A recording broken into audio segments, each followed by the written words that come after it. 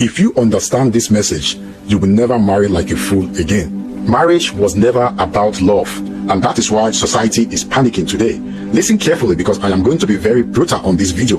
Modern society has lied to you about marriage, and if you do not wake up now, you will enter marriage like a romantic fool and leave it like a broken man. Because the real purpose of marriage was never just love. It was never just good morning babe and matching outfits. It was never I found my soulmate. No, marriage was originally designed for order, structure, legacy, and survival. Marriage was a contract, a serious agreement between two people to build a home, raise disciplined children, and create stability in the society. That's why marriage used to be respected, because it wasn't a playground for emotions. It was a system. A man brought leadership, protection, provision.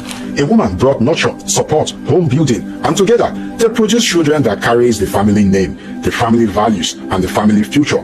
That was the purpose. But now, listen to the most dangerous part. Modern society is trying to change that purpose. They do not want marriage to be about legacy anymore. They want it to be about feelings. They want you to believe marriage is about vibes, about happiness, about self-discovery, about finding yourself. And the moment the feelings disappear, they tell you, leave. You deserve better. And that is why divorce is now celebrated like a graduation ceremony. People do not fight for marriage anymore.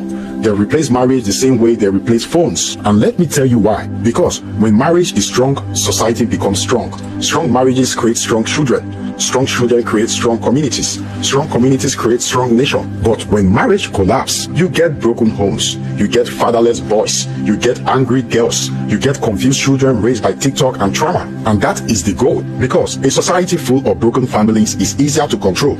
A man without a family is easier to manipulate. A woman without stability is easier to exploit. A child without guidance becomes a product of the streets. And now, you see why marriage is under attack. They mock the traditional man. They shame masculinity. They call leadership toxic.